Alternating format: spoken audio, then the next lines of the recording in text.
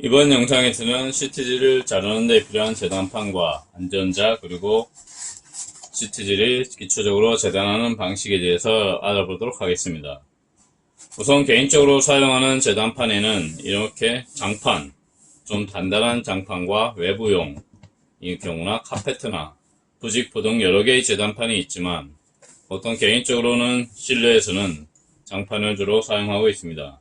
다만 장판의 단점은 무릎 보호대나 이런 걸 하지 않으면 무릎이 좀 아플 만큼 좀 단단한 경우가 있습니다. 카페트의 경우는 단점은 먼지를 많이 머금기 때문에 기존의 시트지를 자르실 때 먼지를 한번 털어주고 작업해야 하는 단점이 있습니다. 여하튼 개인적으로 각각 개개인마다 취사 선택하시면 될 것 같습니다. 다음의 경우에는 시트지를 자름에 있어서 이와 같이 턱이 있는 안전자를 사용하시는 것이 좋은데, 이와 같이 시트지를 놓고 칼로 재단함에 있어서 이와 같이 실수를 하시더라도 이 턱이 있기 때문에 안전하게 자르실 수가 있습니다. 다음 시트지를 자르는 방식입니다.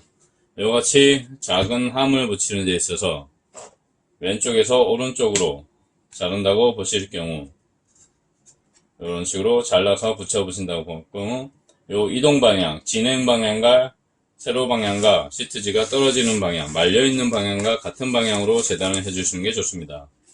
따라서 좌측에서 우측을 붙이시나 그러면은 요거를 가로, 요거를 세로로 보시고 요 옆면을 가로, 요 긴 부분을 세로로 보시고 시트지가 이런 식으로 말려서 구입을 하시게 되면은 이런 식으로 살짝 펴주시고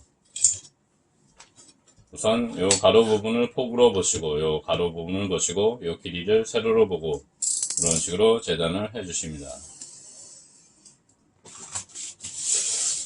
시트지 재단하는 방식도 하나의 스킬이라고 보실 수가 있습니다. 다른 밭에서는 그렇게 생각하지 않을 수도 있겠지만 시트지는 이 말려있는 방향이 있기 때문에 기포가 잘 빠지는 방향은 이와 같이 그 진행 방향, 말려있는 방향이 기포가 좀 잘 빠지는 편입니다. 따라서 이와 같이 재단을 하시고 말려있는 방향으로 이런 식으로 말려있던 게 이런 식으로 살짝 붙여주시고 이렇게 말려있는 방향이 펴지는 방향과 동일하게 되면 기포가 잘 빠지고 시트지도 쉽게 붙일 수가 있습니다. 이와같이 떼어주시고 살짝 헬트질을 해주시면 시트지가 좀 더 잘 붙는 방향입니다. 기포를 잘 빼실 수 있고 좀 더 쉽게 붙일 수가 있습니다.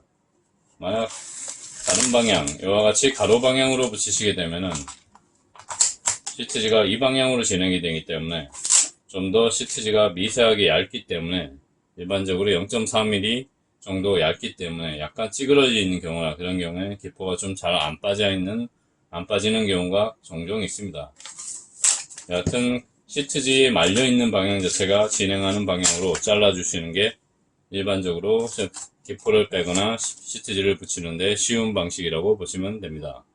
그리고 시트지를 재단하는 사이즈의 경우에는 요 폭과 길이보다 조금 더 크게, 그리고 시접을 고려하시고 시접 사이즈를 고려하시고 폭을 고려하시고 무엇보다 조금 더 줄 만큼 폭으로는 한 1cm에서 2cm 정도, 길이로는 짧은 경우에는 이와 같이 좀 폭이 짧은 경우에는 한 2cm 정도, 아주 한 2m 정도, 긴 경우에는 한 5cm, 4, 5cm 정도 여유를 주시는 게 좋습니다.